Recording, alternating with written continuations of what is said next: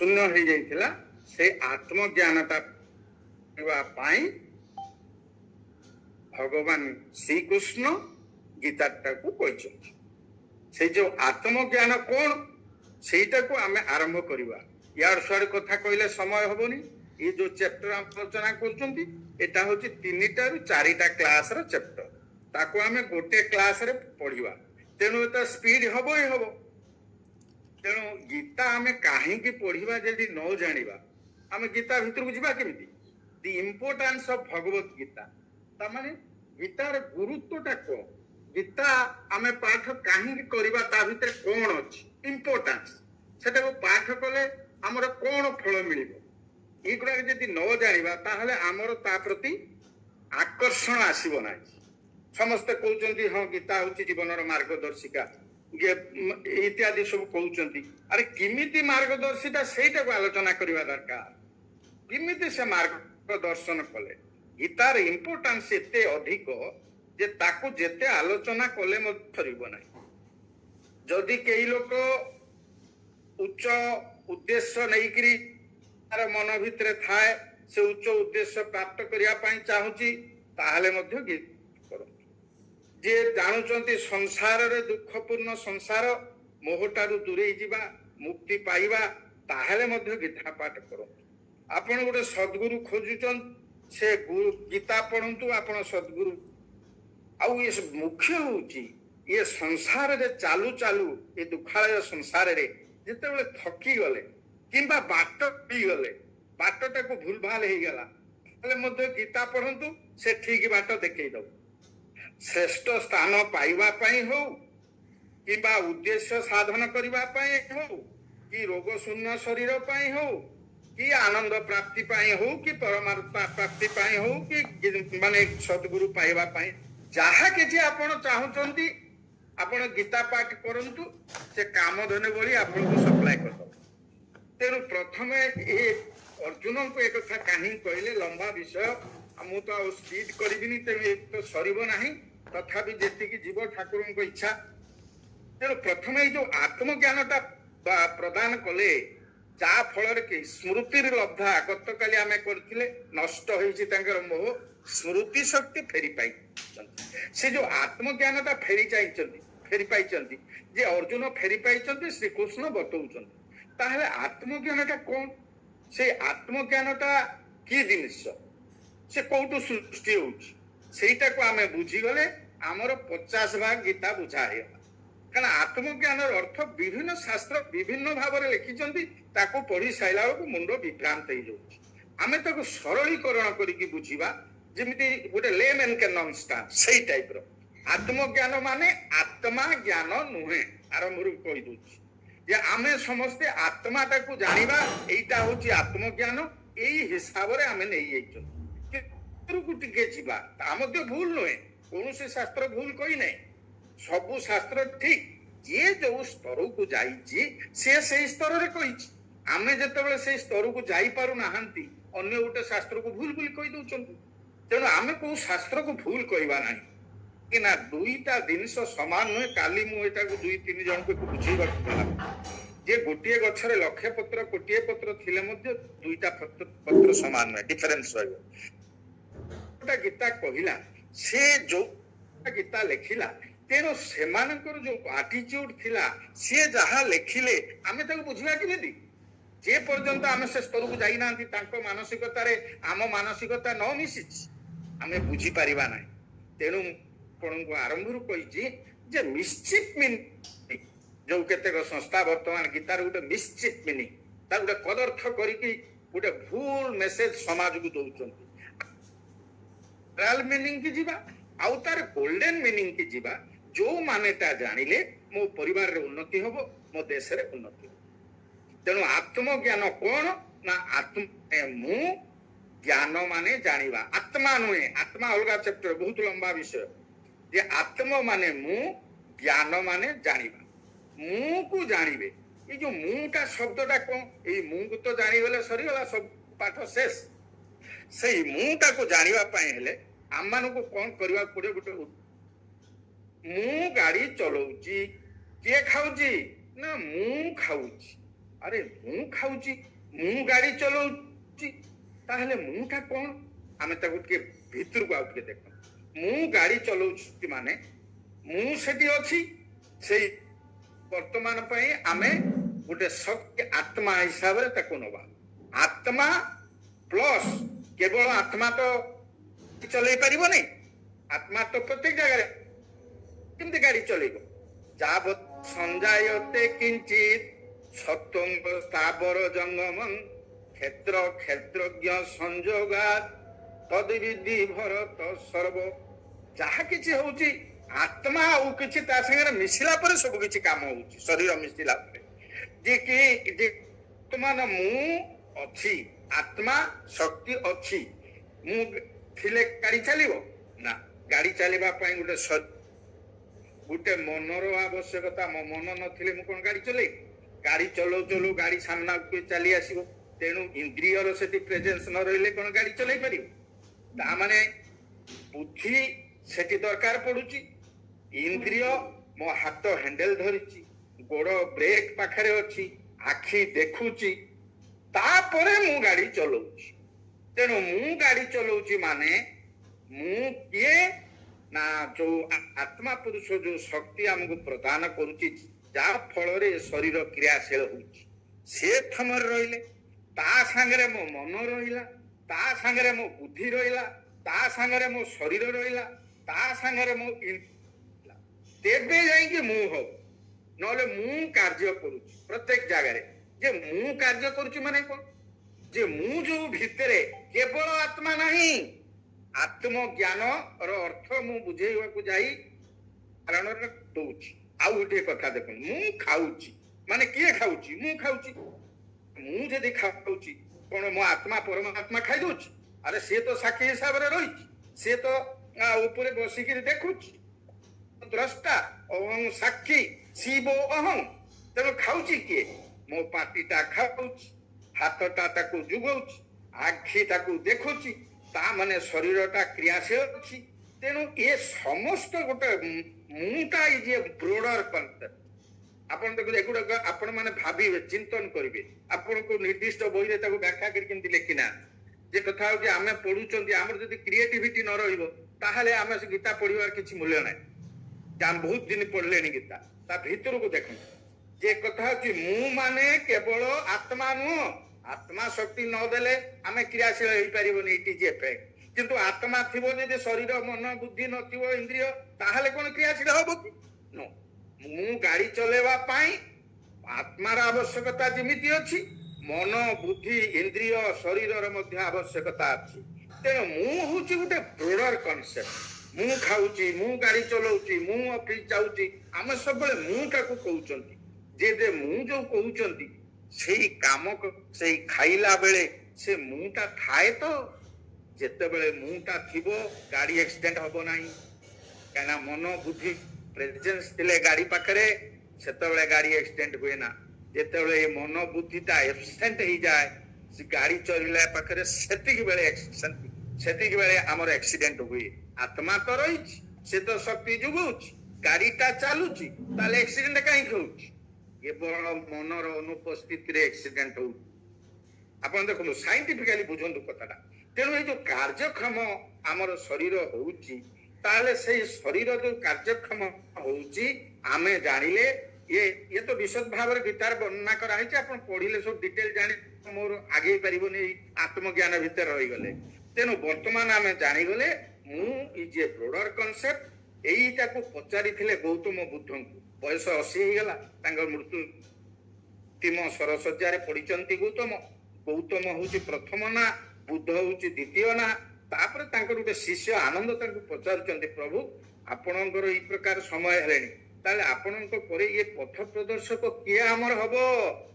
ବୁଦ୍ଧଦେବଙ୍କୁ ଯେତେବେଳେ ସେ ପଚାରୁଛନ୍ତି, ବୁଦ୍ଧ ଉତ୍ତର ଦଉଛନ୍ତି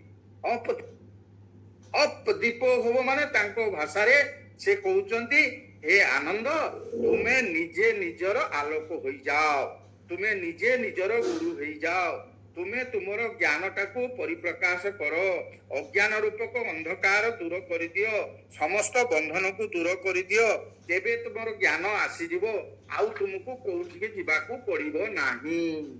ये आपे आपणार गुरु से आपे शिष्य बोलाए आपे आपना को शिखाई परे शिखाऊ थाए आपे आपणार गुरु हबे केतेबेले हेबे ए लंबा विषय आलोचना हेची से जो पढ़िले आपण जानिबे उद्धरे आत्मान न आत्मान अवसादये आत्म एव हि आत्मनो बंधु आत्म एव रिपु आत्मनो आ केतेबेले आपण निजको उद्धार करिवे गुरु हेबे जेतेबेले आत्मा सहित आपणकर ज्ञान बा प्रज्ञा मिसी जीवो उद्धरे आत्मना आत्मा द्वारा तृतीय एक वचन आत्मना आत्मानम द्वितीय एक वचन आत्मा को आत्मा द्वारा आत्मा को उद्धार करिवो ताको पतन करिवोनी इत्यादि ताको भागवत मध्य कहिसंती जेतल उद्धव बारंबार प्रश्न करि चालले अरे उद्धव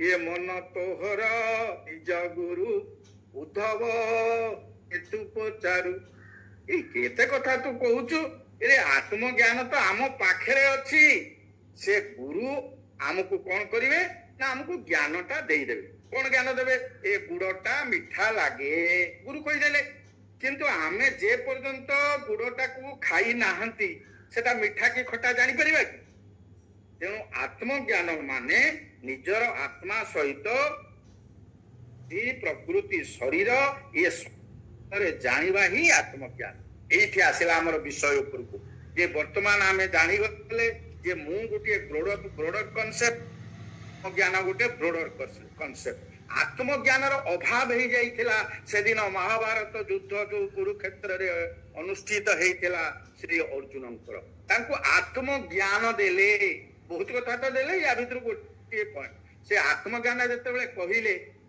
प्रकृत रे ई कार्यटा काहा द्वारा होउची ताहले प्रकृति द्वारा कार्य होउची आत्मज्ञान ताको तापरे ता कांसेप्ट आसुची प्रकृति अनुसार केमिति कार्य होउची से प्रकृतिटा को बुझी गले आत्मज्ञानटा को पूरा बुझी हो ये प्रकृतिटा कोन आमे जानिबा दरकार जे आमेर केमिति आमे खाइचंती आमे केमिति चालिचंती आमे केमिति रहिचंती हमर परिवेश कोन ये सब मिसिकिरी तार गोटे सूक्ष्म बीज आम आत्मा सांगरे जाए मला बेले जे सेईटा को संस्कार बोली कहा जाए ये पिलाटार संस्कार ठीक नहीं अर्थात तार खाइबा ठीक नहीं तार सोइबा ठीक नहीं तार चलिबा ठीक नहीं ताम काम करिबा ठीक नहीं ता परिवेश ठीक नहीं ये संस्कार संस्कार रु ये जो प्रकृति सृष्टि हुए संस्कारटा होची कोन ना गुटे बीज माने गोटे वृक्ष किंतु प्रकृतिटा होती तार सूक्ष्म फलर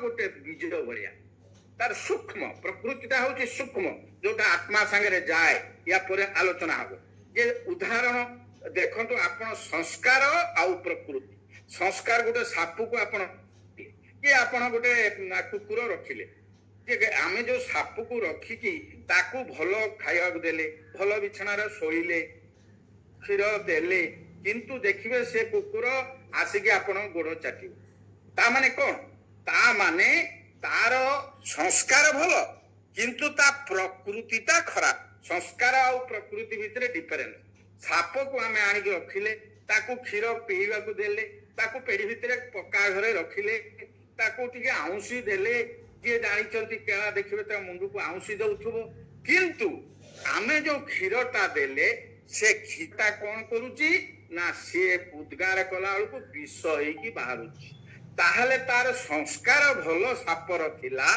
किंतु प्रकृति तार खराब प्रकृति विष बाहर कला किंतु संस्कार ताकू ठीक आइची देखंतु एई कांसेप्ट रु किमिति economy of United States of America is based on concept of Bhagavad Gita एई प्रकृति एई जो आमे आरंभ कले आत्मज्ञान से माने किमिति बुझिले आज एक नंबर स्टेट हेले किमिति न पढ़िले ऑफिस जाउ नांती बिबि बहुत जे majority people of the world used to read Bhagavad Gita what for सेदिन से जो कैंप लाइब्रेरियन कहितला जे होची बेसी लोक भगवत गीता पृथ्वी रे पढ़ंती तेणु प्रकृतिटा को किमिति अमेरिका बुझिला आपण देखंतु जे प्रकृतिटा को खोजिला ये प्रकृतिटा आसे कोठू ये को प्रवेश करे कोठू ନା ଯେତେ ଆମେ ଏଟା ବୁଝିଛନ୍ତି ଛଅଟେ ଦେଖୁଛି ଯେତେବେଳେ ଆମେ ମୃତ୍ୟୁବରଣ କରିବା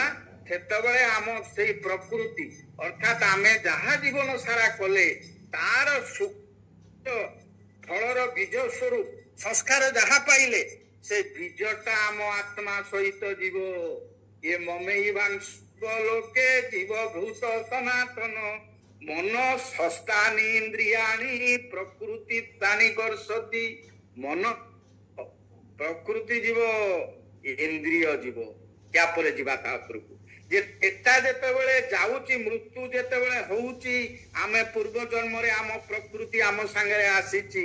ଏହାର ସୃଷ୍ଟି କେବେ ନା ପ୍ରକୃତି ପୁରୁଷ ଚରିବ ବିଧି ଅନାଦି ଉଭୌରପି ବିକାରାଂଶ ଗୁଣାଂଶ ବିଧି ପ୍ରକୃତି ସମ୍ଭବା।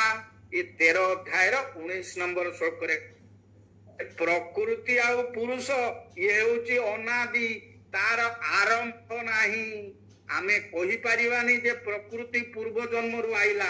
ଏଇ ରକମ ହେଇ ହେଇ ଜନ୍ମ ଜନ୍ମାନ୍ତରେ ଶହ ଶହ ଜନ୍ମ ସେ ପ୍ରକୃତି ଟିକକ ସୃଷ୍ଟି ହେଇଛି।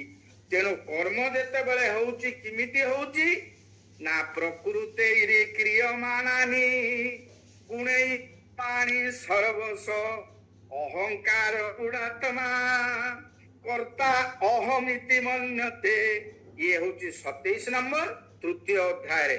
ଆମେ କର୍ମ କେମିତି କରନ୍ତି କର୍ମ ଚାପ୍ଟରରେ ପଢିବା, କିନ୍ତୁ ପ୍ରକୃତିଟା ଦ୍ଵାରା କର୍ମ ହଉଛି ବର୍ତ୍ତମାନ ଆମେ ଜାଣିଲେ ଯେ ଗୁଣାତ୍ମା ଯୋଉମାନେ ଅହଙ୍କାରୀ ଯୋଉମାନେ ସେମାନେ କହୁଛନ୍ତି କର୍ତ୍ତା ଅହମିତି ମନ୍ୟତେ। ମୁଁ କର୍ତ୍ତା, ମୁଁ କରୁଛି, ମୁଁ ଏଇଟାକୁ କଲି, ମୁଁ ସେଇଟାକୁ କଲି, କିନ୍ତୁ କରୁଛି କିଏ ନା ତା ପ୍ରକୃତି। ଯୋଉ ପ୍ରକୃତି ଅନାଦି, ଯୋଉ ପ୍ରକୃତି ଆମ ଜନ୍ମ ସହିତ ଆସିଛି। ପ୍ରକୃତିର ଏଇଠି ହେଲା ସୃଷ୍ଟି। ଅର୍ଜୁନ ସେଦିନ ସେ ରଣାଙ୍ଗନରେ ମନା କରୁଛନ୍ତି ମୁଁ ଯୁଦ୍ଧ କରିବେ ନାହିଁ କୃଷ୍ଣ, ଏମାନେ ତମର ଭାଇ ବନ୍ଧୁ କୁଟୁମ୍ବ ଗୁରୁ ପିତାମହ ଇତ୍ୟାଦି ଇତ୍ୟାଦି। ଏମାନେ ଯେତେବେଳେ ମରିଯିବେ ତାଙ୍କ ସ୍ତ୍ରୀ ମାନେ ସେ କଣ ହେଇଯିବେ ନା ବିଧବା ହେଇଯିବେ, ପିଲାମାନେ ବାପ ଛେଉଣ୍ଡ ହେଇଯିବେ, ମୁଁ ଯୁଦ୍ଧ କରିବି ନାହିଁ। କୃଷ୍ଣ କଣ କହୁଛନ୍ତି ସେଠି ଏଇ ଯୋଉ ପ୍ରକୃତି ଉପରେ କହୁଛନ୍ତି ଆରେ ଅର୍ଜୁନ ତୁ କହୁଛୁ କରିବୁନି, କଣ କରିବୁ ନା ବଣକୁ ପଳେଇବୁ, ବଣରେ ଯାଇକି ସେଠି ସନ୍ନ୍ୟାସୀ ଜୀବନ ଯାପନ କରିବୁ। ଆଉ କଣ କହୁଛୁ ନା ଭିକ୍ଷା ମାଗିବୁ। ଆରେ ତୁ କ୍ଷତ୍ରିୟ, ତ ପ୍ରକୃତି ଯୁଦ୍ଧ କରିବା ଭିକ୍ଷା ମାଗିବା ନୁହେଁ। ତୁ ସନ୍ନ୍ୟାସୀ ହେଲେ ବି ବଣକୁ ଗଲେ ସେଠି ହରିଣ ଦେଖିଲେ ତ ଧନୁଷର ଉଠି ପଡିବ, ତୁ ସେଠି ତାକୁ ମାରିବୁ। ଇଏ ସଦୃଶଙ୍ଗ ଚେଷ୍ଟ ତେଷିଆ ପ୍ରକୃତି ଜ୍ଞାନ ପ୍ରକୃତି ଜାନ୍ତି ଭୂତାନି ନିଗ୍ରହ କିଂ କରିଷ୍ୟତି। ତୋର ଯୋଉ ସଦୃଶ, ତୋର ଯୋଉ ପ୍ରକୃତି, ସେ ପ୍ରକୃତି ଅନୁସାରେ କାର୍ଯ୍ୟ ହବ। ତୁ ପ୍ରକୃତି କି ଯଦି ନିଗ୍ରହ କଣ୍ଟ୍ରୋଲ କରିବୁ ଏଇଟା ମିଛ ହବ। ଆମର ଆଲୋଚନା ଚାଲିଛି ଆତ୍ମଜ୍ଞାନ, କେମିତି ଆତ୍ମଜ୍ଞାନଟାକୁ ଟଚ୍ କରିବା ଲାଷ୍ଟକୁ କାହିଁକି ପଢିବା ତା ଉପରକୁ ଯିବା। ଯେ ପ୍ରକୃତି ବର୍ତ୍ତମାନ ଜାଣିଗଲେ ଯେ ପ୍ରକୃତି ଅନୁସାରେ କାର୍ଯ୍ୟ କରିବା। ଅର୍ଜୁନ ଯୁଦ୍ଧ କରୁନାହାନ୍ତି, ତାଙ୍କ କର୍ତ୍ତବ୍ୟ କର୍ମ କରୁନାହାନ୍ତି, ମୋହ ତାଙ୍କ ଭିତରେ ଦେଖା ଦେଇଛି। କୃଷ୍ଣ କହୁଛନ୍ତି ତ ପ୍ରକୃତି ତୁ କାର୍ଯ୍ୟ କରିବୁ, ପ୍ରକୃତି କି ଚାପି ଧରିଲେ କିଛି ହବନି। କାହିଁକି ତାକୁ 18 ଅଧ୍ୟାୟରେ 59 ଆଉ 60 କହିଲେ ଇଏ ଯଦ ଅହଙ୍କାର ମାଶ୍ରିତ୍ୟ ନ ଦୋଷ୍ୟ ଇତି ମନ୍ୟସେ ମିଥେଇଷ ବ୍ୟବସାୟସ୍ତେ ପ୍ରକୃତି। ଅହଙ୍କାର ବଶତ କହୁଛୁ ନ ଦୋଷ୍ୟ, ମୁଁ ଯୁଦ୍ଧ କରିବି ନାହିଁ। এইটা যদি ତୁ ମନେ କରୁଥାଉ ମିଥେଇଷ ବ୍ୟବସାୟସ୍ତେ, ଇଏ ମିଥ୍ୟା ହବ। ପ୍ରକୃତି ତତେ ସେ ଯୁଦ୍ଧ କ୍ଷେତ୍ରରେ ପହଞ୍ଚେଇକିରି ତତେ ଯୁଦ୍ଧ କରେଇବ। ତୁ କଣ କହୁଛୁ ମୁଁ ପଳେଇମି ଏ ଯୁଦ୍ଧ କ୍ଷେତ୍ରରୁ? ଇଏ ସ୍ୱଭାବ ଯେନ କୌନ୍ତେୟ ନିବଦ୍ଧ ସ୍ୱନ କର୍ମଣା କର୍ତ୍ତୁ ନ ଇଚ୍ଛସି ଜନ୍ମଆତ୍ କରିଷ୍ୟସି ଅବଶ୍ୟପି। ତୁ କରିବୁ ହିଁ କରିବୁ। ତୋର ସ୍ୱଭାବ ସେଇଟା ହଉଛି ପ୍ରକୃତି, ତୋର ସ୍ୱଭାବ ସେଇଟା ହଉଛି ଧର୍ମ, ସେଇଟାକୁ ତୁ ଜନ୍ମ ସାଙ୍ଗରେ ଆଣିଛୁ। ଏ କଥାଟା ମୁଁ ଦେଖିପାରୁଛି, କାହିଁକି ନା ଭଗବାନ ସେ ତ୍ରିକାଳଦର୍ଶୀ। ଏ ମଣିଷ ଭିତରେ କଣ ଥା ସେ ତାକୁ ଦେଖିପାରନ୍ତି। ତେଣୁ ସେ ଦେଖିପାରୁଛନ୍ତି ଅର୍ଜୁନ ଭିତରେ ଏ ଯୁଦ୍ଧ କରିବାର ପ୍ରବଣତା ଅଛି। ସେ ତ ଯୁଦ୍ଧରେ ସାରା ଆର୍ଯ୍ୟାବର୍ତ୍ତରେ ପ୍ରଥମ ଶ୍ରେଷ୍ଠ ବୀର ହେଇଛନ୍ତି। ଆରେ ସିଏ କେମିତି ଏ ଯୁଦ୍ଧ କ୍ଷେତ୍ରରୁ ପଳେଇକି ଭିକ୍ଷାନ୍ନ ଭୋଜନ ଭିକ ମାଗିକି ଖାଇବେ ବୋଲି ସେ କହୁଛନ୍ତି। ଏଇଟା ମିଛ କଥା, ଏଇଟା ମିଛ ହବ। ତେଣୁ ଆମର ଆଲୋଚନା କଣ ଚାଲିଛି? ପ୍ରକୃତି କାର୍ଯ୍ୟ ହୁଏ। ଏ ପ୍ରକୃତିଟାକୁ ଚିହ୍ନିବା ହଉଛି ଆତ୍ମଜ୍ଞାନ। ଆମେ ଜନ୍ମରୁ କଣ ପ୍ରକୃତି ନେଇକି ଆସିଛନ୍ତି? What type of man what type of man you are? এইটাକୁ ଆମେରିକା ଦେଖିଲା। The economy of United States of America is based on concept of Bhagavad Gita. ପ୍ରତ୍ୟେକ ପିଲାଙ୍କୁ ସେ ଷ୍ଟଡି କଲା ଯେ what for that children is interested, that child is interested। ତାଙ୍କୁ ସବୁ study କଲା, ତାଙ୍କୁ ପରୀକ୍ଷା କରେଇଲା ବିଭିନ୍ନ ଦିଗରେ, ଶହ ଶହ ବିଷୟ ଦେଇକି ପରୀକ୍ଷା କଲା। କୋଉଥିରେ ସେ ପିଲାଟା ବେଶୀ ନମ୍ବର, ତାଙ୍କୁ ପରୀକ୍ଷା କଲା କଣ? ସେ ପିଲାମାନଙ୍କର ଇଚ୍ଛା ଅଛି। ଯୋଉ ପିଲା ଯାହା ଚାହିଁଲା, ଯାହାର ଇଣ୍ଟରେଷ୍ଟ ଯୋଉଥିପାଇଁ ଅଛି, ତାକୁ ସେଇ ଜ୍ଞାନଟା ଦେଲେ ତାକୁ କଣ କରିବ? ସେଇ ଦିଗରେ ଗଲେ ତା ବ୍ରେନଟା 100% ୟୁଟିଲାଇଜ ହବ। ଯୋଉଟା ଆମେରିକା କଲା, that is the concept of ଭଗବତ ଗୀତା। ତେଣୁ ବର୍ତ୍ତମାନ ଏଇ ଯୋଉ ଆତ୍ମଜ୍ଞାନ ଅର୍ଥାତ୍ ଆମେ ସେ ଆମର ପ୍ରକୃତି କି ଜାଣିବା, ଆମ ମନକୁ ଜାଣିବା, ଆମ ଇନ୍ଦ୍ରିୟକୁ ଷ୍ଟଡି କରିବା, ମୋ ଭିତରେ କି ଗୁଣ ଅଛି, ମୁଁ କି କଳା ନେଇକି ଆସିଛି, ସେଇ ଜାଣିବା ହଉଛି ଆତ୍ମଜ୍ଞାନ। ମୋ ଭିତରେ କି କଳା ଅଛି? ଆପଣ ରାତି 4:30 ବେଳୁ ଉଠି ନିତ୍ୟକର୍ମ ସାରି ଟିକେ ଯଦି ପାରୁଛନ୍ତି କହିଥିଲି ଅଣା ଟିକେ ଖାଇବେ, ଯଦି ନହେଲା ତାହେଲେ ଟିକେ ଲେମ୍ବୁ ପାଣି ପିଇବେ, ପିଇକିରି ଟିକେ ନିତ୍ୟକର୍ମ ସାରି ବସିକିରି ଆତ୍ମ ସମୀକ୍ଷା କରିବେ। What type of man I am? ଆତ୍ମଜ୍ଞାନ ମୋ ଭିତରେ କଣ ଅଛି, ମତେ ସେ କଣ କହୁଛି, କି କାମ କରିବା ପାଇଁ କହୁଛି? ଆମର ସମାଜରେ ପରିବାରରେ ବର୍ତ୍ତମାନ ଏଇଆ ହେଇଛି, ପିଲାଟା ଯାହା ଚାହୁଁଛି ଆମେ ତାକୁ ତାହା ଦଉନୁ। ତାର ଯୋଉ ପ୍ରକୃତି ଆସିଛି, ସେ ଯୋଉ ଗୁଣ ନେଇକି ଆସିଥିଲା, ସେଟା ସପ୍ରେସ ହଉଛି। ଆମେ ଗୋଟେ ଅନ୍ୟ ଦିଗରେ ଛାଡିବା ଫଳରେ ସେ 100% ତାର ବ୍ରେନର ୟୁଟିଲାଇଜ ହେଇପାରୁନାହିଁ। এইটা হচ্ছে ফল্ট উইথ ইন্ডিয়া, ଯୋଉଟା ଆମେରିକା ଏଟାକୁ ଜାଣିକିରି ସେ ତା ବାଟ ପ୍ରତ୍ୟେକ ମଣିଷ ଦେଖିବେ କୋଟି କୋଟି ଟଙ୍କାରେ ତାଙ୍କର ଜିନିଷ ନଷ୍ଟ ହେଇଯିବ, କିନ୍ତୁ ସେ କେବେ ଗୋଟେ ଲୋକକୁ ମାରିବା ପାଇଁ ଦେବେନି ଆମେରିକାର। ତାଙ୍କ ମଣିଷ ଗୁଡାକ ବହୁତ ମୂଲ୍ୟବାନ। ତା କାରଣ ହଉଛି ସେମାନେ ତାକୁ ସେଇଭଳିଆ ଗଢିଥାନ୍ତି। ତେଣୁ ନିଜ ଦାୟିତ୍ୱ ପ୍ରବନ୍ଧରେ ଡକ୍ଟର ମାୟାଧର ମାନସିଂହ ସେଇଟା ଲେଖିଥିଲେ ଯେ ପ୍ରକୃତ ମଣିଷ ଭିତରେ ଗୋଟେ ଗୁଣ ଅଛି, ପ୍ରତ୍ୟେକ ମଣିଷ ଭିତରେ ତାର ପ୍ରକୃତି ଅଛି। ସେଇ ପ୍ରକୃତି ପ୍ରକାଶ କରିବା ହଉଛି ମଣିଷର ନିଜ ଦାୟିତ୍ୱ। ଯଦି ପଚରାଯିବ ତୁମ ଦାୟିତ୍ୱ କଣ? ନିଜ ଦାୟିତ୍ୱ ନା ତୁମ ଭିତରେ ଗୋଟେ ଲୁକାୟିତ ଗୁଣ ଅଛି। ପ୍ରତ୍ୟେକ ମଣିଷଙ୍କ ଭିତରେ ଗୋଟେ ଲୁକାୟିତ ଗୁଣ ଅଛି, ଭଲ ଗୁଣ ଅଛି। କିଏ ଗାଇବ, କିଏ ନାଚିବ, କିଏ ଖେଳିବ, କିଏ ପଢିବ, କିଏ ଯୁବ, କଣ ତାକୁ ତାର ଇଣ୍ଟରେଷ୍ଟ ତାକୁ ଟାଣିବ ସିଏ। ଏ ତ ବହୁତ ଉଦାହରଣ ଅଛି ଲମ୍ବା, ଆପଣ ମାନେ ଏଇଠୁ ଆସ୍ତେ ଆସ୍ତେ ବୁଝିବେ। ଗୋଟିଏ ଶ୍ଳୋକ ବାପା ମତେ କହିଥିଲେ 2 ବର୍ଷ 3 ବର୍ଷ ଅଷ୍ଟମ ଶ୍ରେଣୀ ହେଲା ବେଳକୁ ଭଗବତ ଗୀତା ମୋର କଣ୍ଠସ୍ଥ ହେଇଥିଲା। ଯେ ମୁଁ ଏ କଥା କହିବାର ତାତ୍ପର୍ଯ୍ୟ ହଉଛି ଯେ ଗୁରୁ ଗୋଟିଏ ଦେଲେ ତାକୁ ଶିଷ୍ୟ କୋଟିଏ କରିବ।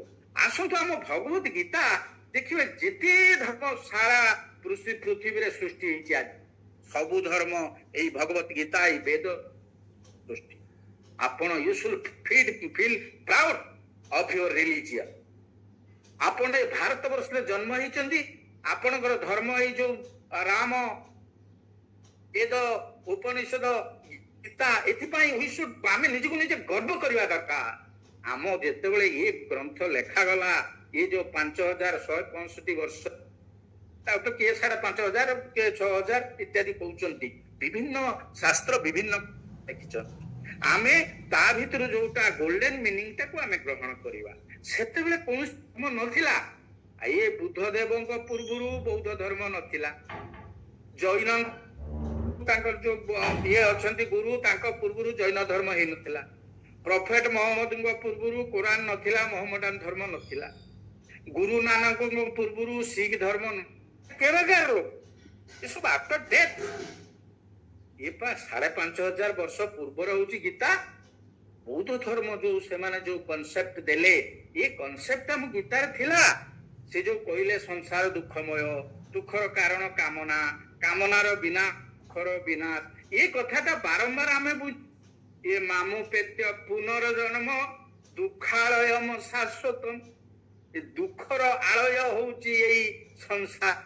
ଏ କଥା ଦୁଃଖାଳୟ ବୋଲି ଏ 5,000 ବର୍ଷ ପୂର୍ବରୁ ଅଷ୍ଟମ ଅଧ୍ୟାୟ 15 ନମ୍ବର ଶ୍ଲୋକରେ ଲେଖା ହେଇଛି, ସଂସାର ଦୁଃଖମୟ ମାମୁ ପେତ୍ୟ ପୁନର୍ଜନ୍ମ ଦୁଃଖାଳୟମ ସ୍ତୁତମ୍, ମା ଉପେତ୍ୟ ମୋତେ ଆଉ ଏ ଦୁଃଖାଳୟ ସଂସାରକୁ ତୁ ଅର୍ଜୁନ ଆସିବୁ ନାହିଁ। କେମିତି ପାଇବୁ? ଆମେ ଅଳ୍ପ କିଛି 10-5ଟା ଆଲୋଚନା କରିଛନ୍ତି, ଫେର ଠାକୁର ଯଦି କରିବେ ବିଶଦ ଭାବରେ ଆଲୋଚନା ହବ, ସେ ବହୁତ ସମୟ ଲାଗିବ, ସଂକ୍ଷେପରେ ଟିକେ ଆଲୋଚନା ହେଇଛି। ତେଣୁ ଏଇ ଯୋଉ କନସେପ୍ଟ ସେ ଦେଲେ, ଏ କଥାଟା ସେ କହିଲେ ଯେ ଗୋଟେ ଲୋକ ଜରାଜୀର୍ଣ୍ଣ ଅବସ୍ଥାରେ ଚାଲୁଛି, ଆଉ ଗୋଟେ ଲୋକ ଦେଖିଲେ ତାକୁ ବ୍ୟାଧି ହେଇଛି, ରୋଗ ହେଇଛି, ଆଉ ବିଭିନ୍ନ ପ୍ରକାର ରୋଗରେ ସେ ପୀଡ଼ିତ ଅଛି, ତାକୁ ଦେଖିଲେ। ତାପରେ ଗୋଟେ ସନ୍ନ୍ୟାସୀକି ଦେଖିଲେ, ଆରେ ଏ କଥାଟା ବା ଗୀତାରେ ଅଛି, ଏ ଇନ୍ଦ୍ରିୟାର୍ଥେଷୁ ବୈରାଗ୍ୟଂ ଅନହଙ୍କାର ଏବଚ ଜନ୍ମ ମୃତ୍ୟୁ ଜରା ବ୍ୟାଧି ଦୁଃଖ ଦୋଷାନୁଦର୍ଶନମ୍। ଏଇ ଯୋଉ ଜ୍ଞାନୀର ଲକ୍ଷଣ କଣ ନା ଇନ୍ଦ୍ରିୟ ପ୍ରତି ସେ ବୈରାଗ୍ୟ ହବ, ଅହଙ୍କାର ଶୂନ୍ୟ ହବ, 20ଟି ଲକ୍ଷଣ ଅଛି। ଆଉ କଣ ଜନ୍ମର ଦୁଃଖ, ଯେମିତି 4 ଇଞ୍ଚ ଜାଗା ମା ପେଟରେ ଫିଟସ୍ ଯୋଉ ରହୁଛି ୟୁଟ୍ରସ୍ ଭିତରେ, କେଡ଼ିକି ବଡ ଜାଗାରେ ସେଇ ଲାଳ ଆଉ ରକ୍ତ ଭିତରେ ସେ କୀଟ ଦଂଶନ କରୁଥିବ, 10 ମାସ ଆମେ ରହିଲେ ସେ ଯୋଉ ଦୁଃଖ, ମୃତ୍ୟୁ ସମୟରେ ଯୋଉ ଯନ୍ତ୍ରଣା, ଏ ସବୁ ଭିତରେ ଜରା, ଜରା ମାନେ ବୃଦ୍ଧ ହେଇଯିବ। ସେଇ ଶଙ୍କରାଚାର୍ଯ୍ୟଙ୍କର ଅଙ୍ଗଂ ଗଳିତଂ ପଳିତଂ ମୁଣ୍ଡଂ ଦର୍ଶନ ବିହୀନ ଜାତଂ ତୁଣ୍ଡଂ କରଧୁତ କମ୍ପିତ ଶୋଭିତ ବର୍ଣ୍ଣ ତଦପି ନ ମୁଞ୍ଚନ୍ତ ଆଶା ଭାଣ୍ଡମ। ଏ ଆଶାକୁ ତୁ ଛାଡି ପାରୁନାହୁଁ ରେ ମୂର୍ଖ। ଏ ଅଙ୍ଗ ଶିଥିଳ ହେଇଗଲା, ମୁଣ୍ଡରୁ ବାଳ ଉପୁଡି ପଡିଲା, ଦାନ୍ତ ସବୁ ଚାଲିଗଲା, ତୁ ତ ଆଉ କଥା କହିବାକୁ ବି ସକ୍ଷମ ନାହିଁ। ଏଇ ଯୋଉ ଜରାଜୀର୍ଣ୍ଣ ଅବସ୍ଥା, ଏ କଥାଟା ଆମର ଗୀତାରେ 13 ଅଧ୍ୟାୟ କ୍ଷେତ୍ର କ୍ଷେତ୍ରଜ୍ଞ ବିଭାଗ ଯୋଗରେ 8ମ ଶ୍ଲୋକରେ ଲେଖା ହେଇଛି। ବ୍ୟାଧିର ଦୁଃଖ, ବ୍ୟାଧି ଦୁଃଖ ଦୋଷାନୁଦର୍ଶନମ୍, ସେଇଟାକୁ ସିଏ ଦେଖିଲେ ଗୌତମ ବୁଦ୍ଧ। ଏଇଟା ଲେଖା ଆଗରୁ 5,500 ବର୍ଷ ପୂର୍ବରୁ ହେଇଛି। ସେ ତ ଖ୍ରୀଷ୍ଟପୂର୍ବ ଏଇ 480ରେ ସେ ଗଲେ, ଏବେକାର କଥା ଏ 2500 ଆଉ 500, 3,000 ବର୍ଷ ତଳର ହଉଛି ବୁଦ୍ଧଦେବଙ୍କର ଜନ୍ମ। ମୁସଲମାନ ଧର୍ମ ଆପଣ ଦେଖନ୍ତୁ, ସେ ଯୋଉ ନିରାକାର ପୂଜା କରୁଛନ୍ତି, ସେ କହୁଛନ୍ତି ପ୍ରତ୍ୟେକ ଜାଗାରେ ଭଗବାନ ଅଛନ୍ତି, ଇଏ ହେଇଛନ୍ତି। ଆରେ ପ୍ରତ୍ୟେକ ଜାଗାରେ ଭଗବାନ ଅଛନ୍ତି, ଏ ଗୀତା ତ ଏଣ୍ଟାୟାର ଇଏ 3ଟା କନସେପ୍ଟ ଉପରେ ପର୍ଯ୍ୟବେସିତ। ଗୀତାର ଯୋଉ କନସେପ୍ଟ ଅଛି, ତା ଦେହରେ ଯେତେ ବିଶ୍ୱର ଯେତେ ଧର୍ମ ଅଛି, ସବୁ ଧର୍ମର ସାର ଏଇ ଗୀତା ଭିତରେ ଅଛି। ଆମର ଗୋଟିଏ ଗୋଟିଏ ଶ୍ଲୋକରେ ଯେତେ ଲୋକ ବିଶ୍ୱରେ ଅଛନ୍ତି, 3 ପ୍ରକାର ପୂଜା ଆମେ ଦେଖୁ। ପ୍ରଥମ ପୂଜା ହଉଛି ନିରାକାର ପୂଜା। ଏଇ ଯୋଉ ନିରାକାର ପୂଜା ଯୋଉ ମଠ ମାନେ ସେମାନେ କରୁଛନ୍ତି, ଇଏ କରୁଛନ୍ତି, ଏଇଟା ଭଗବାନ ପା କହୁଛନ୍ତି, ଏ ସର୍ବତ ପାଣି ପାଦାନ୍ତ ସର୍ବତ ଶିର ମୁଖମ୍ ସର୍ବତ ଶ୍ରୁତି ମଲ୍ଲୋକେ ସର୍ବମାବୃତ୍ୟ ତିଷ୍ଠତି ସର୍ବେନ୍ଦ୍ରିୟ ଗୁଣାଭାସଂ ସର୍ବେନ୍ଦ୍ରିୟ ବିବର୍ଜିତଂ ଅସଗତଂ ସର୍ବଭୂଚୈବ ନିଗୁଣଂ ଗୁଣ ଭୋକ୍ତୁଚ। ଏ ତାଙ୍କର ବା ହାତ ପାଦ ଚାରିଆଡେ ଅଛି। ଏ ବହିହନ୍ତଶ୍ଚ ଭୂତାନାଂ, ବାହାରେ ଆଉ ଭିତରେ ପ୍ରାଣୀ ମାନଙ୍କର ଅଛନ୍ତି। ଚରମ ଅଚରମେବ ଚଳନଶୀଳ ପ୍ରାଣୀ ଆମ ମାନଙ୍କ ଭିତରେ ଅଛନ୍ତି, ଅଚର ଏଇ ଘର ଭିତରେ, ଖୁଣ୍ଟ ଭିତରେ, କାନ୍ଥ ଭିତରେ ବି ଅଛନ୍ତି। ବହିହନ୍ତଶ୍ଚ ଭୂତାନାଂ ଚରଂ ଅଚରମେବ ସୂକ୍ଷ୍ମତ୍ୱା ତତ ବିଜ୍ଞେୟଂ ଦୂରସ୍ତମ ଚାନ୍ତି କେ ଚତ। ଏ ଭଗବାନ ଦୂରରେ ଅଛନ୍ତି, ପାଖରେ ବି ଅଛନ୍ତି। ଭଗବାନଙ୍କର ପ୍ରେଜେନ୍ସ ଚାରିଆଡେ। ତେଣୁ ସେ ନିରାକାର, ଯେତେ ସୂକ୍ଷ୍ମ ହେଲେ ଯାଇକି ନିରାକାର ହବ। ये जो कॉन्सेप्ट है मुसलमान मानकर ये कॉन्सेप्ट भगवत गीता सीची ये मानकर धर्म आरंभ होला बेले आमर शास्त्र रे एगुडा सब लेखा थिला ସେ କହୁଛନ୍ତି ସ୍ୱର୍ଗର ସୁଖ ଅଛି, ସେଠି ଏମିତି 100 ପରି ଚାଲିଯିବେ। ଆରେ ଇଏ କଥାଟା ବା ଗୀତାରେ ଲେଖା ହେଇଛି, ତାକୁ ଲମ୍ବା ବିଷୟ, ସେ ଆମେରିକା କଥା ଲାଡେନ କଥା କହିଲେ ସମୟ ଚାଲିଯିବ। ଇଏ ସ୍ୱର୍ଗରେ ଯୋଉ ସୁଖ ଅଛି, ତେତଙ୍ଗ ଭୁକ୍ତ୍ୱା ସ୍ୱର୍ଗ ଲୋକଙ୍ଗ ବିଶାଳଂ କ୍ଷୀଣେ ପୁଣ୍ୟ ମର୍ତ୍ତ୍ୟ ଲୋକଙ୍ଗ ବିଶନ୍ତି ଏବଂ ତ୍ରୟୀ ଧର୍ମ ମନୁପର୍ଣ୍ଣା ଗତା ଗତଂ କାମ କାମ ଲଭନ୍ତେ। କାମ କାମା ଲଭନ୍ତି କଣ? ତେତଙ୍ଗ ଭୁକ୍ତ୍ୱା ସ୍ୱର୍ଗ ଲୋକଙ୍ଗ ବିଶାଳଂ। ସେଠି ଯୋଉ ସ୍ୱର୍ଗରେ ସୁଖ ଅଛି ତାକୁ ଭୋଗ କରେ କିଏ? ନା ଏଇ ଯୋଉ ସତ୍ୱଗୁଣୀ ମାନେ, ବା ଆଲୋଚନା କରିବା ସତ୍ୱଗୁଣୀ ମାନେ। ସର୍ବତୁ ଦେହେ ଅସ୍ମିନ୍ ପ୍ରକାଶ ଉପଜାୟତେ ଜ୍ଞାନଂ ଯଦା ତଦା ବିଦ୍ୟା ବିବୃଦ୍ଧଂ ସ୍ୱଙ୍ଗିତି ଉଚ୍ଚ। ସତ୍ୟ କାହାକୁ କୁହାଯିବ? ଯେତେବେଳେ ସର୍ବ ଦ୍ୱାରେଷୁ, ତା ଦ୍ୱାର ଏ ଶରୀର ଭିତରେ ଅଛି, ଆଖି ଦିଟା ଦ୍ୱାର, ସିଏ ଦେଖିବ ଭଗବାନ। କେବଳ ସର୍ବତ୍ର ଦେଖିଲି ଦେଖିଲି ମୁଁ ଈଶ୍ୱର। କାନ କେବଳ ଭଗବାନଙ୍କ କଥା ଶୁଣିବ, ଏ ଗୀତା ଭାଗବତ ଶୁଣିବ। ପ୍ରତ୍ୟେକ ପାଟି କେବଳ ତାଙ୍କରି ନାମ ନବ, ତାଙ୍କରି ସହିତ କଣ୍ଟାକ୍ଟ କରିକି ଏ ପାଟି ସେ ଭଗବାନଙ୍କ କଥା ଚାରିଆଡେ କହି ବୁଲିବ। ଏଇ ଯୋଉ କନସେପ୍ଟ ଯିଏ କରିଥିବ ଜୀବନ ସାରା, ମୃତ୍ୟୁ ପରେ ସେ ସ୍ୱର୍ଗ ସୁଖ ପାଇବ। ତେଣୁ ତାକୁ ସେଠି ବନ୍ଦନା କରିକିରି ନେଇକିରି ଯିବେ। ଏ କଥା ଲେଖା ଲାଡେନ ତାକୁ ଚିଠିରେ ଲେଖିଦେଲା, ସେ ଯୋଉ ପେଣ୍ଟାଗନ ଉପରେ ମାଡ଼ କଲା ସେ ଯୋଉ ଲୋକ, ଲାଷ୍ଟ ଲେଟର ତାକୁ ଫରେନ୍ସିକ ସାଇନ୍ସ ଲ୍ୟାବୋରେଟୋରୀ ଆମେରିକା ତାକୁ ଇଏ କରିକି ପୋଡି ଯାଇଥିଲା ସେ ଚିଠିଟା। ଚିଠିଟାକୁ ଖୋଲିକି ତାକୁ ପରୀକ୍ଷା କଲେ। ପରୀକ୍ଷା କଲା ପରେ ଦେଖିଲେ ଯେ ୟା ଭିତରେ କଣ ଲେଖା ହେଇଛି। ସେ ପିଲାମାନଙ୍କୁ ଲେଖା ହେଇଥିଲା, ମରିବେ ନା ସେମାନେ, ମରିବା ପୂର୍ବରୁ କେମିତି ତାଙ୍କୁ ଇଏ କରାହେଇଛି, ଗରମ କରାହେଇଛି ଯେ ତୁମେ ଯାଅ, ତୁମେ ଏ କାର୍ଯ୍ୟରେ ଧର୍ମ କାର୍ଯ୍ୟରେ କାର୍ଯ୍ୟରେ ମରିଯିବ, ତୁମକୁ ସେଠି ସେ ଯୋଉ ଉପରେ ଗଲେ ତୁମକୁ 100 ଫଲମାଳ ଦେଇକି କରିବାରେ ଇଏ କନସେପ୍ଟ ଗୀତାରେ ଅଛି। ତେଣୁ ଇଏ ଭଗବତାରେ ନିରାକାର ପୂଜା ଅଛି। ନିରାକାର ପୂଜା ନା ପୁରା ଆହୁରି ବହୁତ ଶହ ଶ୍ଳୋକ ଅଛି। ଆପଣ ଯେତେ ଧର୍ମ ସାରା ବିଶ୍ୱରେ ଅଛି, ସବୁ ଧର୍ମ ଏଇ ଆମରି କନସେପ୍ଟରୁ ବାହାରିଛି। ଇଏ ଆପଣ ବର୍ତ୍ତମାନ ଆସନ୍ତୁ, ଏଇଟାକୁ ଆପଣ ଯେତେବେଳେ ପଢିବେ ବିଶ୍ୱ ଯୋଗରେ ଦେଖିବେ କେମିତି 3 ପ୍ରକାର ସାରା ବିଶ୍ୱରେ ଯୋଉ ପୂଜା ହଉଛି। ତୁମ ଅକ୍ଷରଂ ପରମ ଏଦିତବ୍ୟଂ ତୁମସ୍ୟ ବିଶ୍ୱସ୍ୟ ପରଂ ନିଧାନଂ ତୁମ ବ୍ୟୟ ଶାଶ୍ୱତ ଧର୍ମ ଗୋପ୍ତା ସନାତନସ୍ତଂ ପୁରୁଷୋ ମତୋ ମେ। ତୁମ ଅକ୍ଷରଂ, କ୍ଷର ଯିଏ ଖେରି ନାହିଁ ଝରି ନାହିଁ ଆସିଲ, ଯାହାର ନଷ୍ଟ ହୁଏ ନାହିଁ ଯିଏ, ସେ ହଉଛି ନିରାକାର ପୂଜା, ସେ ହଉଛି ପରମାତ୍ମା। ଏଇ କଥାଟା ଅଛି। ପୁଣି ଅଛି ତୁମସ୍ୟ ବିଶ୍ୱସ୍ୟ ପରଂ ନିଧାନଂ। ଇଏ ସଗୁଣ ନିରାକାର। ପ୍ରତ୍ୟେକ ଜାଗାରେ ଭଗବାନ ସିନା ଅଛନ୍ତି, କିନ୍ତୁ ତାଙ୍କର ମଧ୍ୟ ଗୋଟେ ଗୁଣ ଅଛି। ସେ ଦୟାବାନ ହେଇପାରନ୍ତି, ସେ ଲୋକଙ୍କୁ ଉଦ୍ଧାର କରିପାରିଛନ୍ତି। ସେ ଦ୍ରୌପଦୀକୁ ବସ୍ତ୍ର ଦେଲେ, ମୃଗୁଣୀକୁ ରକ୍ଷା କଲେ, ସିଏ ସଗୁଣ ନିରାକାର ମଧ୍ୟ ହୁଅନ୍ତି। ପୁଣି ପରିତ୍ରାଣାୟ ସାଧୁନାଂ ବିନାଶାୟ ଚ ଦୁଷ୍କୃତାଂ ତୁମ ବୟ ଶାଶ୍ୱତ ଧର୍ମ ଗୋପ୍ତା। ତୁମେ ଧର୍ମର ରକ୍ଷକ। ତୁମେ ଅବୟ ହେଲେ ବି ଯେତେବେଳେ ସାକାର ମୂର୍ତ୍ତି ଧାରଣ କରୁଛନ୍ତି, ଏ ଧର୍ମର ସଂସ୍ଥାପନା ପାଇଁ, ଏ ଦୁଷ୍ଟ ଲୋକକୁ ବିନାଶ କରିବା ପାଇଁ ସାକାର ହଉଛନ୍ତି। ସାରା ବିଶ୍ୱରେ ପ୍ରାୟ 3 ପ୍ରକାର ପୂଜା ଦେଖାଯାଏ। ପ୍ରଥମ ପୂଜା ନିରାକାର ପୂଜା, ଦ୍ୱିତୀୟ ପୂଜା ସଗୁଣ ନିରାକାର ପୂଜା। ସେ ନିରାକାର ପୂଜାରେ ସେ କହୁଛନ୍ତି କଣ ନା, ନାଦତେ କସ୍ୟଚିତି ପାପଂ ନ ଚୈବ ସୁକୃତଂ ବିଭୁ ଅଜ୍ଞାନେ ନାବୃତଂ ଜ୍ଞାନଂ ତେନ ମୁହ୍ୟ। ହବ। ପୁଣି କହୁଛନ୍ତି ଯେ ମୁଁ କାହାରି ପାପ ପୁଣ୍ୟ ଗ୍ରହଣ କରେ ନାହିଁ। ମୁଁ କିଏ? ନା ଅନାଦିତ୍ୱାତ୍ ନିର୍ଗୁଣତ୍ୱାତ୍ ପରମାତ୍ମା ଅୟଂ ଅବ୍ୟୟ ଶରୀର ସ୍ଥପି କୌନ୍ତେୟ। ତାପରେ କଣ ଗୋଟେ ଅଛି ମୁଁ ଭୁଲି ଯାଉଛି, ଯେ ସେ ହଉଛନ୍ତି ଅନାଦି, ସେ ନିର୍ଗୁଣ, ତାଙ୍କର କୌଣସି କାମ କିଛି ନାହିଁ। ଅନାଦିତ୍ୱାତ୍ ନିର୍ଗୁଣତ୍ୱାତ୍ ପରମାତ୍ମା ଅୟଂ ଅବ୍ୟୟ। ତାପରେ ଏଇଟା ହଉଛି ଆପଣ 13 ଅଧ୍ୟାୟର 30-31 ଦେଖିବେ ସେ ଶ୍ଲୋକଟା, ସେ ଯୋଉ ପରଧାଡିଟା ମୁଁ ସ୍ମରଣ କରିପାରୁନି।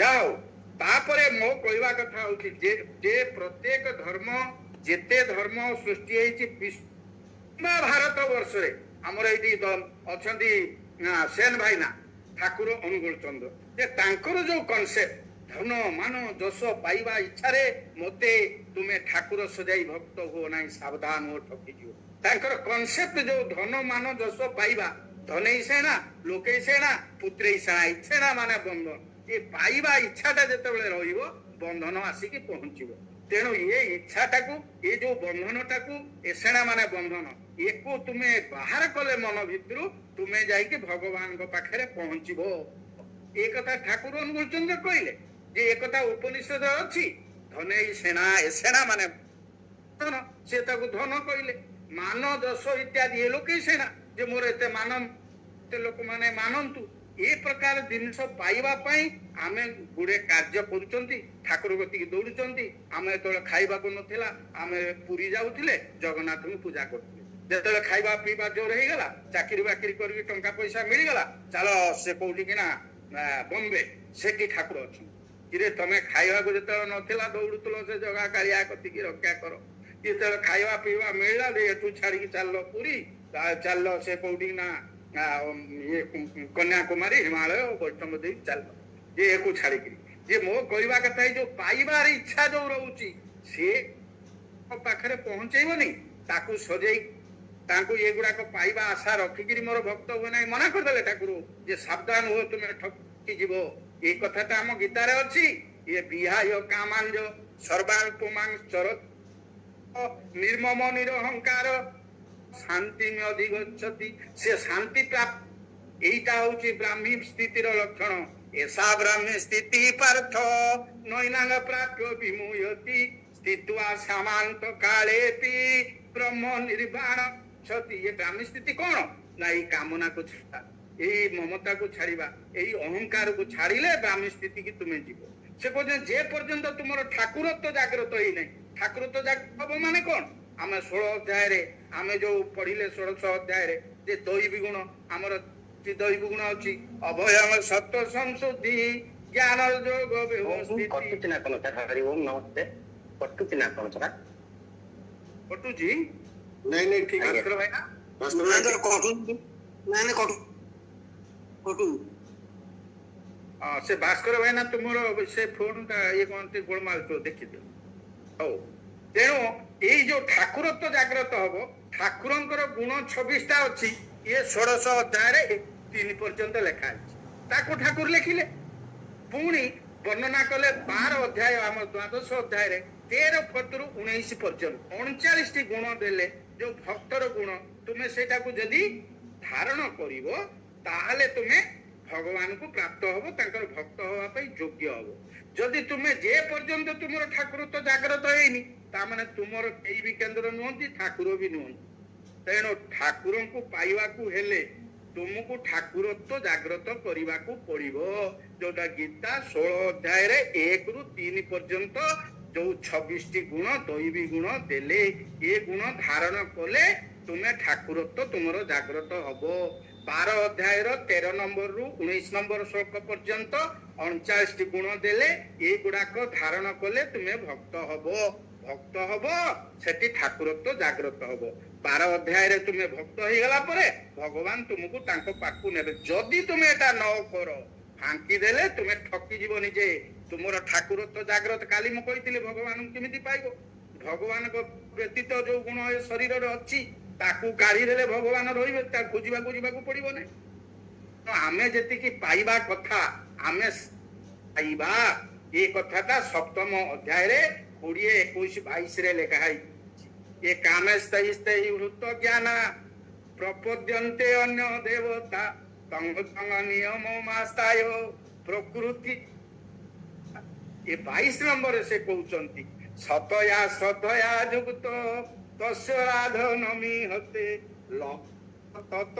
କାମାନ ଲଭଚ ତତ କାମାନ ସେଇ କାମନାକୁ ବଶବର୍ତ୍ତୀ ହେଇକି ତୁମେ ବିଭିନ୍ନ ଠାକୁର ବିଭିନ୍ନ ଗୁରୁ ବିଭିନ୍ନ ଜାଗାକୁ ଗଲ କିନ୍ତୁ ପାଇବ କେତେ ତୁମ କାମନା ପୂରଣ ହବ କି ନା କେତେ ପୂରଣ ହବ ନା ସତୟା ଶ୍ରଦ୍ଧ ଏ 22 ନମ୍ବର ଅଧ୍ୟାୟରେ ଦେଖିବେ ଲଭତେ ଚ ତତ କାମାନ ମୋଏବ ବିତା ନିହାନ ମୋଇ ଏବ ମୋ ଦ୍ୱାରା କେବଳ ଯେତିକି ଫିକ୍ସ କରାଯାଇଛି ଆପଣ ସେତିକି ପାଇବେ। ଆପଣ କାମବର୍ତ୍ତୀ ହେଇକି ଗୋଟିଏ ଲକ୍ଷ୍ମୀ କାହିଁକି 100 ଖଣ୍ଡେ ଲକ୍ଷ୍ମୀ ପୂଜା କରନ୍ତୁ, ସରସ୍ୱତୀଙ୍କୁ 100 ସରସ୍ୱତୀ ନେଇକି ପୂଜା କରନ୍ତୁ, ତାହେଲେ କଣ ଆୟସ ପାଇଯାଉଥାନ୍ତେ ଲୋକ? ତାହେଲେ ତ ସରସ୍ୱତୀ ମୂର୍ତ୍ତି ସତେଜ ହେଇଯାଇଥାନ୍ତା ବଜାରରେ।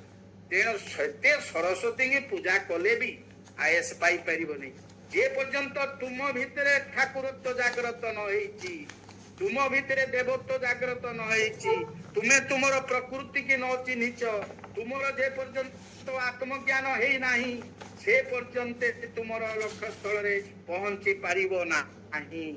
ତେଣୁ ତୁମେ କେତେ ପାଇବ?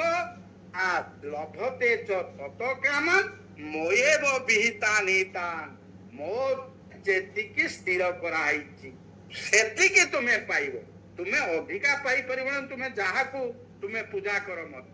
ଆପଣ କିନ୍ତୁ ଏଇ ଯୋଉ ପ୍ରଜାପିତା ବ୍ରହ୍ମକୁ ମୁଁ କାହା ବିରୁଦ୍ଧରେ କହୁନି, ମୁଁ ଆପଣଙ୍କୁ ଏଇଟା କହିବାକୁ ଚାହୁଁଛି ଆମ କେତେ ବ୍ରୋଡ, କେତେ ବିସ୍ତାର, ଯେମିତି ପୃଥିବୀର ସବୁ ଧର୍ମର ଲୋକମାନେ ଆମରି ଧର୍ମରୁ ସୃଷ୍ଟି ହେଇଛନ୍ତି।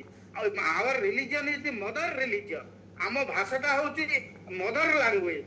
ଆମର ଦେଖ କୁମାରୀ ଆପଣ ଦେଖନ୍ତୁ, ଇଏ ରାଜଯୋଗ ରାଜବିଦ୍ୟା ଯୋଗ ନବମ ଅଧ୍ୟାୟ 6ଠ ଅଧ୍ୟାୟର କେମିତି ବସିବ, କେମିତି ଖାଇବ, କଣ କରିବ, ଏଇ କେତେଟା ଶ୍ଳୋକ ନେଇକି ଗୋଟେ ସଂସ୍ଥା ଖୋଲିଦେଲେ। ଖୋଲିଦେଇକି କଣ କହୁଛନ୍ତି, ଆମ ବାବା କହିଲେ। ତୁମେ ଆଣିଲ କୋଉଠୁ? ସେ ଆମରି ମୁରଲୀକି ନେଲେ, ମୁରଲୀକି ନେଇକି ପୁଣି ଶ୍ରୀକୃଷ୍ଣଙ୍କୁ କୁଶାରଚନା କରୁଛନ୍ତି, ଶଙ୍କରାଚାର୍ଯ୍ୟଙ୍କୁ ସେ ଦୁନିଆ ପ୍ରକାର ଗାଳି କରୁଛନ୍ତି। ଆସିଥିଲେ ମୋ ଗତି, ମୁଁ ତାଙ୍କୁ ବାହାର କରିଦେଲି। ଆରେ ତୁମେ ତୁମେ ତୁମେ ବୁଝ, ତୁମେ ନ ବୁଝିକି କାହିଁକି ତୁମେ କହୁଛ ଯେ ନିଜର ଜିନିଷ ଆମ ପାଖରେ ଅଛି। ଯେ ପର୍ଯ୍ୟନ୍ତ ଏଇଠି ମୁଁ ଆପଣ ମାନଙ୍କୁ ସତର୍କ କରେଇଦେବାକୁ ଚାହୁଁଛି, ଯେ କହୁଛନ୍ତି ଯେ ପର୍ଯ୍ୟନ୍ତ ନିଜର ଜିନିଷଟା ମୋ ବାପା ମା ମୋ ସ୍ତ୍ରୀ ତାକୁ ଭଲ ପାଇନି, ମୋ ଭାଷା ସ୍ୱଭାଷା ଭଲ ପାଇନି, ମୋର ସଂସ୍କୃତି ମୁଁ ଭଲ ପାଇନି, ମୋର ଠାକୁର ରାମକୃଷ୍ଣ ବେଦ ଉପନିଷଦ ଗୀତାକୁ ଭଲ ପାଇନି, ମୋର ଧର୍ମ ସ୍ୱଧର୍ମେ ନିଧନଂ ଶ୍ରେୟ ପରଧର୍ମ ଭୟାବହ ଶ୍ରେୟାଂଶ ଧର୍ମ ବିଗୁଣ ପରଧର୍ମାତ୍ସ ଅନୁଷ୍ଠିତା।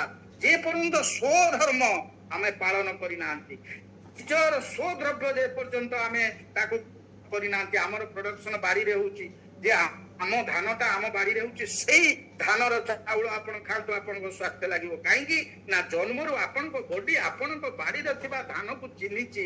ତେଣୁ ତାରି ଇଏରୁ ଆପଣ ଆପଣ ଇଏ 150 ଟଙ୍କିଆ ଚାଉଳ ଖାଇଲେ ହବ କି? ତାକୁ ଗ୍ରହଣ କରିବନି ଶରୀର। ଶରୀର ଗ୍ରହଣ କରିବ ଆପଣ ଯୋଉ ମାଟିରୁ ଜନ୍ମ ହେଇଥିଲେ, ଯାହା ଖାଇକି ବାପ ମା ବଢିଥିଲେ। ତେଣୁ ଆମର ଦ୍ରବ୍ୟକୁ ଭଲ ପାଇବା ଦରକାର, ଆମର ଭାଷାକୁ ଆମେ ଭଲ ପାଇବା ଦରକାର, ଆମର ସ୍ତ୍ରୀକି ଆମେ ଭଲ ପାଇବା ଦରକାର, ସଂସ୍କୃତିକି ଭଲ ପାଇବା ଦରକାର, ଆମର ଧର୍ମକୁ ଭଲ ପାଇବା ଦରକାର। ସେଇଥିପାଇଁ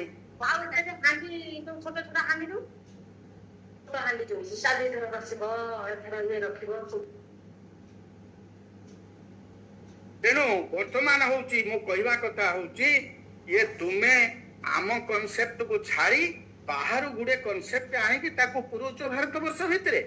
ଇଏ ଜାତିର ଉନ୍ନତି ସେ କାହୁଁ କରିବ, ସ୍ୱାର୍ଥେ ଯାର ବ୍ୟସ୍ତ ମନ, ଶାଗୁଣା ବିଲୁଆ ଚିକିତ୍ସକ ହେଲେ ସବ କି ପାଇବ ପ୍ରାଣ। ତୁମେ ସ୍ୱାର୍ଥ ପାଇଁ ତୁମେ ଯାଇକି ନିଜର ସ୍ୱ ଜିନିଷ ଗୁଡାକ ଛାଡି, ସ୍ୱ ଭାଷା ଛାଡି, ନିଜର ମାତୃଭାଷା ତାକୁ ଛାଡି, ନିଜ ସଂସ୍କୃତି ଛାଡି, ନିଜ କଥା ଛାଡି ତୁମେ ଅନ୍ୟ ଆଡକୁ ଚାହୁଁଛ। ଅନ୍ୟ ଆଡକୁ ଚାହିଁଲେ ଆସ୍ତେ ଆସ୍ତେ ଆମର ଲଂଜିଭିଟି କମିଯିବ। ଇଏ ଜାତି ନନ୍ଦିଗ ଚଳିବ କି ଭାଇ, ସ୍ୱାର୍ଥକୁ ସାରଥି କଲେ, ଟାଣେ କିରେ ଗାଡି ଦାନାର ତୋଗଡା ଘୋଡା ମୁହେଁ ବନା ଥିଲେ। ଆପଣ ମାନେ ଏଗୁଡା ଜାଣିଛନ୍ତି। ତେଣୁ ଏତିକି ମୁଁ ଆପଣଙ୍କୁ କହିବାକୁ ଚାହୁଁଛି ଯେ ଯଦି ଆମେ ଆଉ ନାହାନ୍ତି ତାହେଲେ ନିଜର ଜିନିଷକୁ ଭଲ ପାଆନ୍ତୁ, ନିଜର ଖାଦ୍ୟ ଖାଆନ୍ତୁ, ନିଜର ଧର୍ମ ଅନୁସରଣ କରନ୍ତୁ, ନିଜର ଅହଙ୍କାରରେ ବଞ୍ଚନ୍ତୁ। ଯଦି ଆପଣ ପର ଧର୍ମ, ପର ଭାଷା, ପର ସ୍ତ୍ରୀ, ପର ସଂସ୍କୃତି, ପର ଦ୍ରବ୍ୟ ଏଇଗୁଡାକୁ ଆପଣେଇବେ, ପୁଣି ପରାଧୀନ ହେଇଯିବେ ମାନସିକତାରେ। ତେଣୁ ବହୁତ ହୁସିଆର ହବା ଦରକାର। ଇ ଅପଥେ ମୁଁ ଯିବି, ଅପଥେ ମୁଁ ଯିବି, କର ପଛେ ମତେ ତିରସ୍କାର, ନେପଥ୍ୟେ ଅଛି ଯେତେ ଯାହା ସବୁ କରିବି ମୁଁ ତାର ସ୍କାର। ମଥା ପାତି ନେବି ମାନ ଅପମାନ, ବୁକୁ ପାତି ନେବି ଝଞ୍ଜା ତୋଫାନ।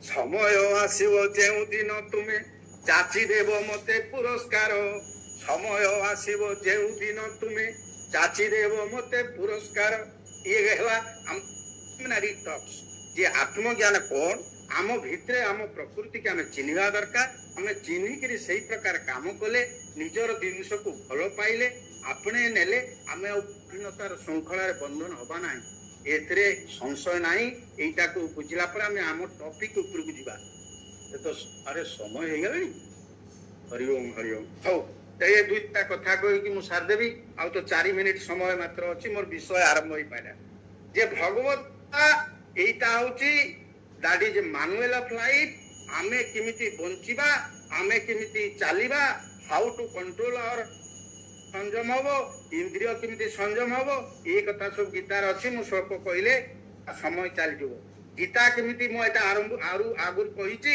যে গীতা কেমিতি কনস্টিটিউশন অফ দি ইউনিভার্স যেমিতি আমার Indian constitution starts with Bhagavad Gita আপন আশ্চর্য হবে আমার যে ভারত সংবিধান আছে there were 395 articles 395 थिला 1 रु 5 आर्टिकल हम भारत वर्ष ना कोन हबो लेखा आइतला ता टेरिटोरी ऊपर तापरे हमर सिटीजनशिप के रहिबो लेखा आइतला 6 रु 11 12 कतरु अधिकार आरंभ हैला 14 नंबर आर्टिकल ले लेखा गला भारत वर्ष रे all are equal in the eyes of law 15 article लेखा गला all are equal in respect of caste colour creed sex ई गुडा तो सब भारत वर्ष माने हमर गीता भितरे अछि ये समंग सर्वेषु भूतेषु तिष्ठन्तं पर अरे भगवान समस्त भितरे समान भाषंती तेणु देयर इज नो डिस्क्रिपेंसी जेतेबेले जानि जिबा जे आत्मा पुरुष प्रत्येक मनुष्य भितरे अछि तार बाछ विचार आसीबो नै एठु कांसेप्ट भगवान हमर गीता आरंभ होईची ए गीतारु आरंभ होईची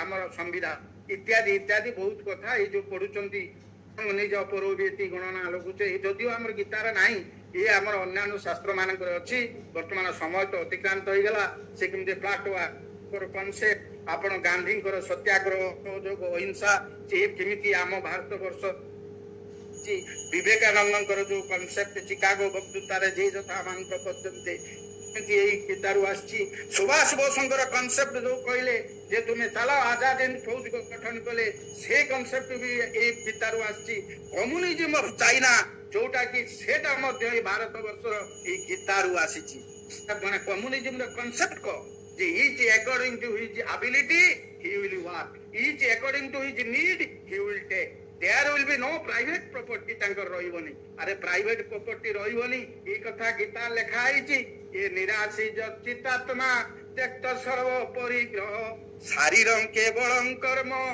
अनाप्नोति किल विसंग ए कम्युनिज्म ये जो 21 नंबर चतुर्थ अध्याय देखिबे जे तू आसक्ति शून्य होई के काम कर जेति की शरीर रो तोर आवश्यकता अछि सेति की जिंस तो ग्रहण कर रक्ष मनताकू रक्षणाबेक्षण कर ताकू संग्रह कर परिग्रह बेसी जिंस आनिले आपनकर मुंड जाम हे जिवो तेनो शरीर रक्षा पाई जेति की आवश्यक ये होची कि सेति की संग्रह करिवु ये कांसेप्ट होची भगवत गीतार तस्मात् असक्त सततं कार्यं कर्म समाचर असक्त ही आचरण कर्म परमात्मति पुरुष से परम पुरुष को प्राप्त हबो जेतेबेले आसक्ति शून्य होई बंचवार आसक्ति शून्य केते हबो मु जदि 50 गाड़ी करथिबी 50 टा घर करथिबी ता पछे तो गोडैले आसक्ति शून्य जीवन केमिति हबो आमे परमात्मा पुरुष को पाइबा केमिति तेणु शरीर जेति की आवश्यक सेति की संग्रह करिबा ए होची कम्युनिज्म रो जो चाइना रो कम्युनिज्म ए concept it is from Bhagavad Gita समय हे गेला एतिकरे मोर वक्तव्य मु से आपण माने समस्त को मोर नमस्कार ओ ये जो कांसेप्ट गुडा का आपण बुझी पारना ये हमरो 10% कोन ये तो बोधे हे गेला माने एते कम आमे आलोचना कले सेटा कहि होबनी जे एते कम हमर विषय आगे पारिबनी ये टिके टिके मु खाली अल्प रे कहली जा भूल थिबो क्षमा देबे काये न वाचा मन से इंद्रिय रवा बुद्ध्यात्मना वा प्रकृतेरि प्रभावा करोमि जज सकलं परस्मै नारायणे भो समर्पयामि ओम असोदगमा सत्तमय तमसो मां ज्योतिर्गमय मृत्युर्मां अमृतंगमय ओम पूर्णमदः पूर्णात् पूर्णमुदच्यते पूर्णमादाय पूर्णमेवावशिष्यते ओम शांति ओम शांति ओम शांति।